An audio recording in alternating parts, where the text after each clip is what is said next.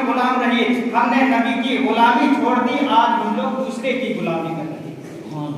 نبی کی غلامی چھوڑی، دوسرے کی غلامی کر رہے ہیں۔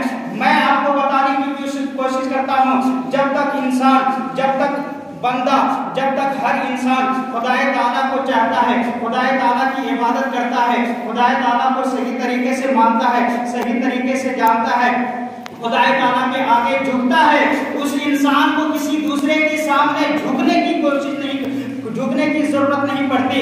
جب تک بندہ خدا تعالیٰ کے آگے جھکتا ہے، خدا تعالیٰ کے سامنے جھکتا ہے، کسی کے آگے جھکنے کی اسے نوبت نہیں آتی۔ لیکن وہی بندہ جب خدا تعالیٰ کے آگے جھکنا چھوڑ دیتا، وہی بندہ دوسرے کے آگے جھکنا شروع کر دیتا۔ ہر ایک کے آگے اسے جھکنے کی نوبت آ جاتی ہے۔ کیوں؟ وجہ اس کی یہ ہے کہ اس نے خدا کے سامنے جھکنا بند کر دیا۔ جب خدا تعالیٰ کے سامنے نہیں جھکتا، ہر ایک کے غیروں کے سامنے جھکتا ہوا نظر آتا ہے۔ لیکن میں آپ کو بتانے کی کوشش کر رہا ہوں، جب انسان خدا تعالیٰ کو سچے طور سے مانتا ہے، نبی کے سچے دیوانے کہلاتا ہے، نبی کے سچے امتی بن جاتا ہے، نبی کے سچے غلام بن جاتا ہے، تو اللہ تبارک و تعالیٰ اس بندے کا ہو جاتا ہے، نبی اس بندے کے ہو جاتے ہیں، اور جب اللہ اور اس کے رسول اس کا ہو جاتا ہے تو ساری کائنات اس بندے کی ہوتی ہے۔ لیکن آج ہم لوگوں کا عالم کیا ہے؟ ایک وہ دور تھا، اگر آپ تاریخ اٹھا کر کے دیکھیں آپ کو پتا چلے گا، آپ کو معلوم ہوگا اللہ کے ایسے بندے ہیں، اللہ کے ایسے بندے گزرے ہیں، میرے نبی کے ایسے دیوانے گزرے ہیں، میرے نبی کے ایسے سچے عاشق ہیں جو صحیح طور پہ نبی کے غلام کہلائے، سچے بندے بنے، سچے نبی کے عاشق بنے۔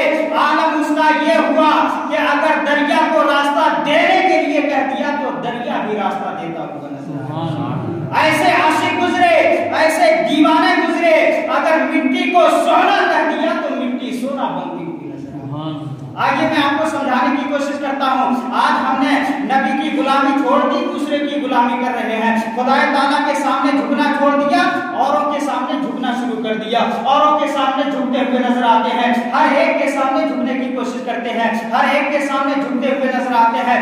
لیکن میرے نبی کے ایسے عاشق گزرے ہیں جن کی حکومت کہاں نہیں ہوئی۔ کیوں؟ کیونکہ وہ ایسے عاشق تھے جو نبی کے سچے غلام تھے۔ جب غلاموں کا عالم یہ ہوا کہ اگر دریا کو راستہ دینے کے لیے کہا تو دریا راستہ دیتا ہوا نظر آیا۔ میں صرف پتا نہیں رہا، آپ کو سمجھانے کی کوشش کرتا ہوں۔ آگے واقعات کی طرف ذرا رک کریں اور بڑی تیزی کے ساتھ سماعت کرنے کی کوشش کریں۔ ایک مرتبہ سارے لوگ پیار سے بول دیجیے سبحان اللہ، ایک مرتبہ اور بول دیجیے یا رسول اللہ۔ میرے نبی کے سچے عاشق جب ایران کو فتح کرنے کے لیے حضرت فاروق اعظم رضی اللہ تعالیٰ عنہ نے حضرت سعد ابن وقاص رضی اللہ تعالیٰ عنہ کو بھیجا، حضرت سعد ابن وقاص رضی اللہ تعالیٰ عنہ کو بھیجا، کہاں؟ ایران کو فتح کرنے کے لیے۔ جب سارے سپاہی ایران کو فتح کرنے کے لیے چلے، لیکن بیچ میں دریا پڑ گیا، دریا کے اس طرف مسلمان سپاہی ہیں، دریا کے اس طرف ایران والے ہیں۔ ایران کے سارے لوگ تقریباً ہزاروں کی تعداد میں تیر اور کمان لے کر کے دریا کے اس طرف کھڑے ہو گئے، یہ سوچ کر کے کہ جتنے بھی مسلمان سپاہی آئیں گے دریا کو تو ایسے پار نہیں کر سکتے، ان کے پاس کوئی کشتی نہیں ہے، اگر وہ تیرتے ہوئے آئیں گے ایک ایک کر کے آئیں گے، تیر کا نشانہ بنا کر کے اسے ایک ایک کر کے ڈھیر کر دیا جائے گا۔ ان لوگوں نے یہ ٹھان لیا جتنے بھی مسلمان سپاہی آئیں گے ایک ایک کر کے نشانہ بنا کر کے مارو، ان کی لاشوں کو دریا میں بہاتے جاؤ۔ لیکن اب ذرا غور سے سماعت کیجیے، وہ تو نبی کے چاہنے والے ہیں، نبی کے سچے عاشق ہیں، حضرت سعد ابن ابی وقاص رضی اللہ تعالیٰ عنہ جو لشکر کا امیر ہے، جو سپاہ سالار ہیں، وہ دریا کے پاس پہنچے اور ان کے ساتھ بہت سارے سپاہی ہیں، صحابہ کرام ہیں، صحابہ کرام کا ایک لشکر موجود ہے۔ حضرت سعد ابن وقاص رضی اللہ تعالیٰ عنہ جب دیکھا کہ ایک ایک کر کے اگر جا رہے ہیں وہ لوگ تو تیر اور کمان لے کر کے کھڑے ہیں، ایک ایک کر کے مارے جائیں گے، حضرت سعد ابن وقاص نے کہا ہمارے پاس تو کوئی کشتی نہیں ہے، بتاؤ اے میرے ساتھیوں ہم لوگ دریا کو کیسے پار کریں، ہم لوگ کیسے ایران کو فتح کرنے کے لیے جائیں، ایران کے اوپر لشکرے، ایران کے اوپر اپنے پرچم کو کیسے بلند کریں۔ سپاہیوں نے کہا حضور آپ تو ہمارے امیر ہیں، ارے ہم تو آپ کے حکم کی فرما برداری کرنا جانتے ہیں، اگر آپ ہمیں حکم دیں تو ہم سارے لوگ دریا میں کودتے ہوئے نظر آئیں گے، اگر آپ نے ہمیں حکم دے دیا ہم لوگ دریا میں کود جائیں گے۔ حضرت سعد ابن وقاص فرماتے ہیں اے میرے ساتھیوں میں ان میں سے نہیں ہوں جو और मैं पीछे खड़े होकर के तमाशा देख रहा हूँ। मैं उन लोगों में से नहीं हूँ। अगर जाएंगे तो सारे लोग एक साथ जाएंगे। हजरत साद इब्न वक्कास रज़ियल्लाहु ताला अन्हु ने अपना घोड़ा आगे किया। दाहिने तरफ हजरत सलमान फारसी रज़ियल्लाहु ताला अन्हु है, बाएं तरफ हजरत बिलाल हबशी रज़ियल्लाहु ताला अन्हु है। ये तीनों फर्द हैं जो आगे आगे हैं। बकिया पीछे पूरे लश्कर को जमा कर दिया, सारे लोगों को पीछे लगा दिया। अब हजरत साद इब्न वक्कास रज़ियल्लाहु ताला अन्हु खुदा की बारगाह में दुआ करते हैं, या रब्बे करीम, हम लोग तेरे नबी के सच्चे आशिक हैं। बोल दीजिए सुभान अल्लाह। हम लोग तेरे नबी के सच्चे दीवाने हैं, सच्चे आशिक हैं, सच्चे गुलाम हैं। हम लोग लश्करे इस्लाम वाले दीन इस्लाम का परचम बुलंद करने के लिए, ईरान को फतह करने के लिए निकले हैं। या रब्बे करीम, बस यही दुआ है तेरी बारगाह में कि इस दरिया को हमारे लिए तू मुसख्खर फरमा दे, हमारे लिए तू मुसख्खर फरमा दे। इतना दुआ करना ही था। हजरत उमर इब्न साद इब्न वक्कास रज़ियल्लाहु ताला अन्हु ने पूरे लश्कर को इशारा किया, सारे लोग एक साथ उस दरिया में कूद पड़े। आलम यह हुआ कि दरिया में चलते गए, जब उस तरफ वाले ईरान वाले सिपाहियों ने देखा कि सारे लश्कर वाले एक साथ चले आ रहे हैं, आलम यह हुआ, अल्लामा इकबाल फरमाते हैं, दस्तो दस्त है दरिया बिना छोड़े हमने, अरे बहरे जुल्मात में दौड़ा दिए घोड़े हमने, बहरे जुल्मात में दौड़ा दिए घोड़े हमने। अब जब उस तरफ वाले ईरान वालों ने देखा कि ये तो सारे लश्कर वाले एक साथ चले आ रहे हैं, आलम क्या हुआ, दरिया को पार करते चले जा रहे हैं।